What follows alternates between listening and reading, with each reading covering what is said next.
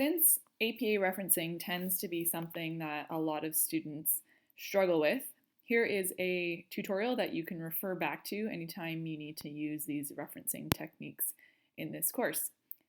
So one of the things that you need to make sure that you do in any report is to include in-text citations. And what that means is allowing your reader to know exactly where you got every bit of information by putting in these things called in-text citations.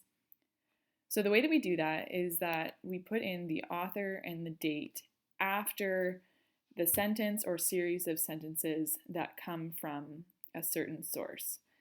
Now you always have to make sure that you put the information into your own words, but even when you do, you still have to source this information.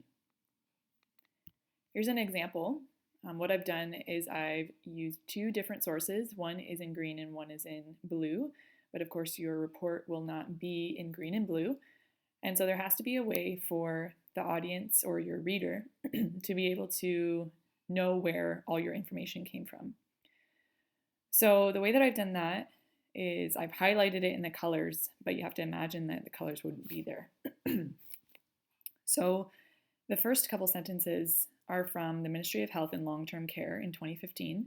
And the way that I know that, even if it wasn't color-coded, is I would look at this in-text citation here, the first one, and anything that came before that within the paragraph would be from the Ministry of Health.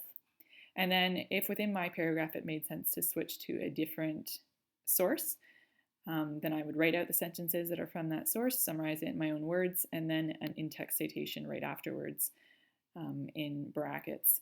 Notice that the period that belongs to that sentence, the very last sentence that you're using, the period goes after the bracket. And also notice that the author sometimes is an organization, especially if that organization doesn't actually list a specific author. That's pretty common, in which case just use the organization name. But if they do have an actual name, for example, up here we have Jones, that would have been the last name of the author that wrote whatever source was used.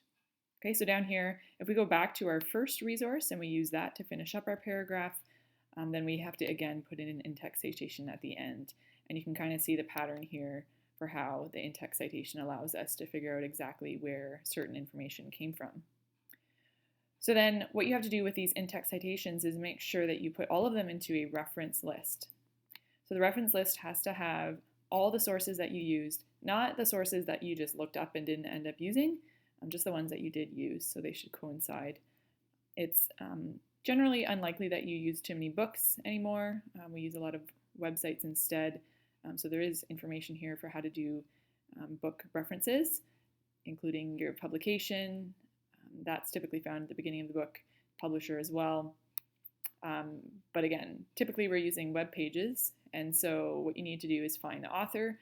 Again, sometimes the author isn't listed, in which case you can use the organization, but try really hard to find the authors.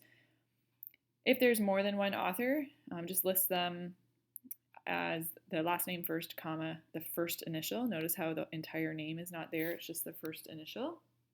And you can separate each name in the list with a comma. And then we're going to put the date in brackets. Typically the year goes first, and then a comma, and then if there's a specific day, then that goes afterwards. Followed by a period, and then we have the title of the article in italics, followed by a period, and then retrieved from, and then you can copy and paste the URL. So it's very specific what kind of punctuation you use and whether it's in italics or not.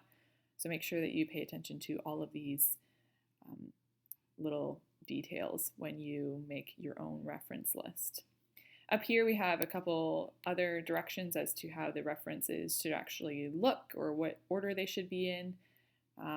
So things like making sure that the reference list is a new page separate from the rest of the essay or the report and label it references.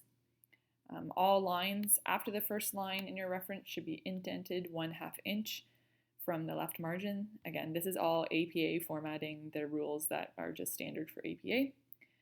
Authors' names are inverted, last name first.